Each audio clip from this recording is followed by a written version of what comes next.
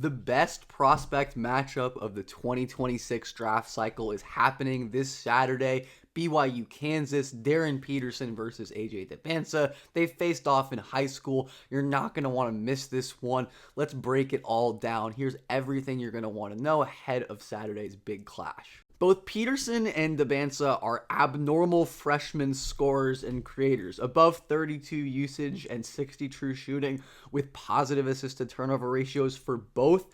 That is absolutely unheard of. And the games played number is a worry for Peterson. The hamstring has definitely affected him this year. We've seen him exit a couple games, and who knows exactly what's going on there. And with Dybantsa, there's some worrying stuff. You kind of wish he got more blocks at that size, and he's not as high volume a three-point shooter as some people want, but I think that's mostly just because of how incredible he is getting downhill and in the mid-range. But both of these guys are having unbelievable seasons, even if Dybantsa has struggled a bit more lately. This has the ball. I'd expect Darryn Peterson's offense to look slightly different than it does in an average game. BYU's tendency to trap and press after made baskets and play zone and mix stuff up makes it harder to run basic sets and Darryn's bread and butter off-screen actions. The most pick and roll possessions he's logged in a game this year is 9 against North Carolina early in the year. I would expect him to top that against BYU with less movement stuff than maybe usual.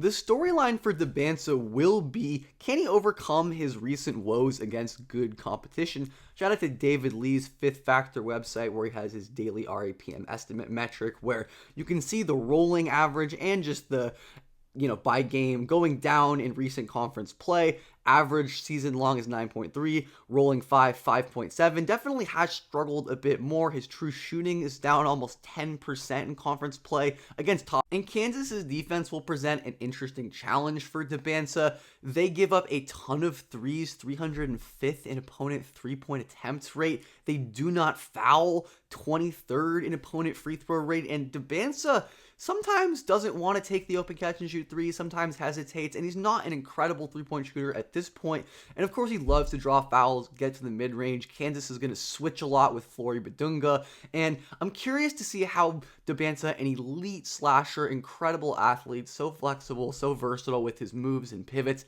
handles a really good Kansas defense. If you're expecting these two to guard each other one-on-one a bunch, prepare to be a little disappointed. In their matchups in high school, we didn't see this a ton as they were the fulcrums of their offense. Peterson guarded Dybantsa more than the other way around.